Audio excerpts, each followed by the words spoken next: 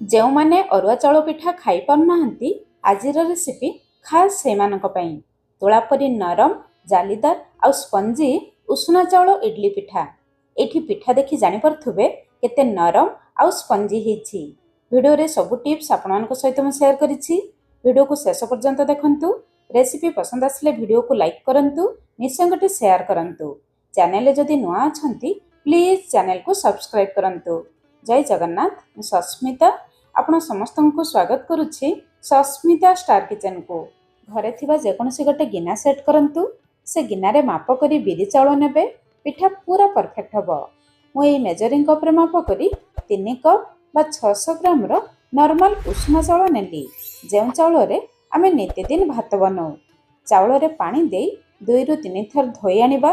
ତାପରେ ଭଲ ପାଣି ଦେଇ 6ରୁ 7 ଘଣ୍ଟା ବତୁରେଇ ଦେବା। ଉଷୁନା ଚାଉଳକୁ ବତୁରିବା ପାଇଁ ଟିକେ ଅଧିକ ସମୟ ଲାଗିବ। ତାପରେ ଆଉ ଗୋଟେ ଜାଗାରେ ସେମ୍ କପ୍ରେ ମାପ କରି ଏଠି ମୁଁ 1 କପ୍ ବା 200 ଗ୍ରାମର ଚୋପା ଛଡ଼ା ବିରି ନେଲି। ଆପଣମାନେ ଚୋପା ଲଗା ବିରି ନେଇପାରିବେ, କିନ୍ତୁ 3 କପ୍ ଚାଉଳ ସହିତ 1 କପ୍ ବିରି ଦେବେ। এই ଭାଗ ମାପ ମନେ ରଖିବେ। ତା ସହିତ ଗୋଟେ ଛୋଟ ଚାମଚ ମେଥି ଦେବା। ଅଳ୍ପ ମେଥି ଦେଲେ ପିଠାରେ ବହୁତ ବଢ଼ିଆ ବାସ୍ନା ଆସିବ। ତା ଛଡ଼ା ପିଠା ବହୁତ ବଢ଼ିଆ ଫୁଲିବ। ତାପରେ ବିରିରେ ପାଣି ଦେଇ 1ରୁ 2 ଥର ଧୋଇ ଆଣିବା। ସେମିତି ଚାଉଳ ସହିତ 6ରୁ 7 ଘଣ୍ଟା ବତୁରେଇ ଦେବା। ତାପରେ ଆଉ ଗୋଟେ ଜାଗାରେ ସେମ୍ କପ୍ରେ ମାପ କରି ଆମେ ଅଧା କପ୍ ଶାଗୁ ଦେବା।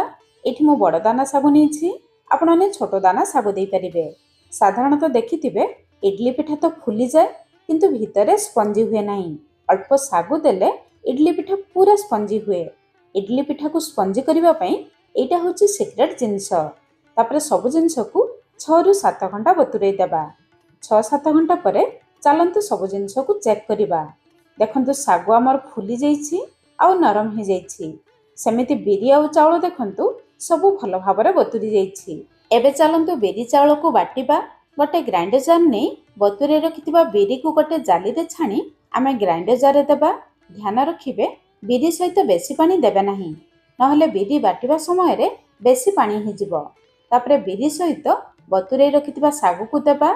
ତାପରେ ବିରି ବତୁରେଇଥିବା ପାଣିରୁ କେବଳ 2ରୁ 3 ଚାମଚ ପାଣି ଦେଇ ଆମେ ବିରିକୁ ପୁରା ଚିକ୍କଣ କରି ବାଟିବା, କିନ୍ତୁ ପୁରା ବହଳିଆ କରି ବାଟିବା।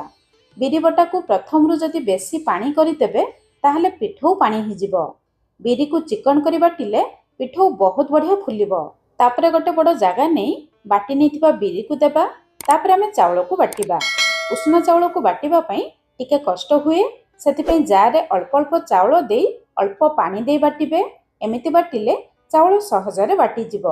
ଚାଉଳକୁ ଟିକେ ସୁଜି ଦାନା ପରି ଖଦଡ଼ କରି ବାଟିବେ। ଟିକେ ସୁଜି ଦାନା ପରି ଖଦଡ଼ ରହିଲେ ଇଡଲି ପିଠା ଖାଇବା ସମୟରେ ଦାନ୍ତରେ ଜମା ବି ଲାଗିବ ନାହିଁ। ତା ଛଡ଼ା ପିଠା ବହୁତ ବଢ଼ିଆ ଫୁଲିବ। ଏବେ ଦେଖନ୍ତୁ ସବୁ ବିରି ଚାଉଳକୁ ଆମେ ବାଟି ନେଲେ। ଏବେ ବିରି ଚାଉଳରେ ସ୍ୱାଦ ଅନୁସାରେ ଲୁଣ ଦେବା। କାହିଁକି ଲୁଣ ଦେବା ସେ କଥା ମୁଁ ପରେ କହିବି। ଲୁଣ ଦେବା ପରେ 7ରୁ 8 ମିନିଟ୍ ପର୍ଯ୍ୟନ୍ତ ବିରି ଚାଉଳକୁ ଭଲ ଭାବରେ ଫେଣ୍ଟିବା। ଯେତେ ଭଲ ଭାବରେ ଫେଣ୍ଟିବେ ବିରି ଚାଉଳ ସେତେ ହାଲୁକା ହେଇଯିବ, ପିଠା ସେତେ ନରମ ଆଉ ଜାଲିଦାର ବନିବ।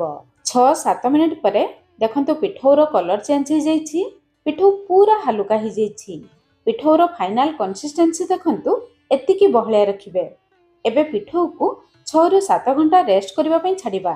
ଯେହେତୁ ଖରାଦିନ ଚାଲୁଛି, ଯଦି ଶୀତ ଦିନେ ଏଇ ପିଠଉକୁ ବନାଉଥିବେ 8ରୁ 10 ଘଣ୍ଟା ରେଷ୍ଟ କରିବା ପାଇଁ ଛାଡ଼ିବେ। 6-7 ଘଣ୍ଟା ପରେ ଚାଲନ୍ତୁ ପିଠଉକୁ ଚେକ୍ କରିବା। ଦେଖନ୍ତୁ ପିଠଉ ଆମର ପୁରା ଡେକ୍ଚି ଉପରକୁ ଆସିଯାଇଛି। ପିଠଉ ବହୁତ ବଢ଼ିଆ ଫୁଲି ଯାଇଛି। ପିଠଉ ଭିତରେ ଦେଖନ୍ତୁ କେତେ ଏୟାର ବବଲ୍ସ ଆସିଛି। ପିଠଉ ପୁରା ହାଲୁକା ହେଇଯାଇଛି। ପିଠଉ ଫୁଲିଯିବା ପରେ ପିଠଉକୁ ଆଉ ବେଶୀ ଘାଣ୍ଟିବେ ନାହିଁ, ନହେଲେ ଭିତରେ ଯେତିକି ଏୟାର ବବଲ୍ସ ଆସିଛି ସେଇ ଏୟାର ବବଲ୍ସ ଚାଲିଯିବ। ପିଠା ଆଉ ଭଲ ଭାବରେ ଫୁଲିବ ନାହିଁ। ସେଥିପାଇଁ ପ୍ରଥମରୁ ଆମେ ଲୁଣ ଦେଇଥିଲେ, ଯାହାଦ୍ୱାରା ଏବେ ଆଉ ପିଠଉକୁ ବେଶୀ ଘାଣ୍ଟିବା ପାଇଁ ପଡ଼ିବ ନାହିଁ। ପିଠଉ ଫୁଲିଯିବା ପରେ ଯେତିକି ପିଠଉ ଦରକାର ବାହାରକୁ ବାହାର କରି ଆଣିବେ। ବଳକା ପିଠଉକୁ ଫ୍ରିଜରେ ରଖି 4ରୁ 5 ଦିନ ଖାଇପାରିବେ। ତାପରେ ଇଡଲି ଛାଞ୍ଚରେ ଅଳ୍ପ ଅଳ୍ପ ତେଲ ଲଗାଇବା। ପିଠା ସହଜରେ ବାହାରି ଆସିବ। ତାପରେ ଛାଞ୍ଚର ଅଧା ପର୍ଯ୍ୟନ୍ତ ପିଠଉ ଦେବେ। ବେଶୀ ଫୁଲ କରିବେ ନାହିଁ, କାହିଁକିନା ପିଠା ଫୁଲି ଉପରକୁ ଆସିଯିବ। ତାପରେ ଛାଞ୍ଚକୁ ଟିକେ ଟ୍ୟାପ୍ କରିବା। ପିଠଉ ଭଲ ଭାବରେ ସେଟ୍ ହେଇଯିବ। ଚାଲନ୍ତୁ ପିଠାକୁ ସିଝେଇବା। ଇଡଲି କୁକରରେ ବେଶ୍ କିଛି ପାଣି ଗରମ କରିବା। ପାଣି ଭିତରେ ଅଳ୍ପ ଲେମ୍ବୁ ଦେବେ। ଇଡଲି ସିଝିଯିବା ପରେ କୁକରରେ ଯେଉଁ କଳା ଦାଗ ଲାଗେ, ସେଇ କଳା ଦାଗ ଆଉ ଲାଗିବ ନାହିଁ। तापरे पिठार छांचकु रखिबा मीडियम फ्लेम रे 10 रु 12 मिनिट पर्यंत पिठा को सिझेबा। 12 मिनिट परे चलंतु पिठा को चेक करिबा। देखंतु पिठा हमर बहुत बढ़िया फुली जाइछि। फॉर्क रे चेक करिबा। फॉर्क रे पिठो जमा लागु नाही, ता माने पिठा सिझी जाइछि। पिठा को बाहर को आनी पूरा ठंडा हेबा पई छाडिबा। गरम थिबा अवस्था रे बाहर को बाहर कले पिठा छांचरे लागि जिवो।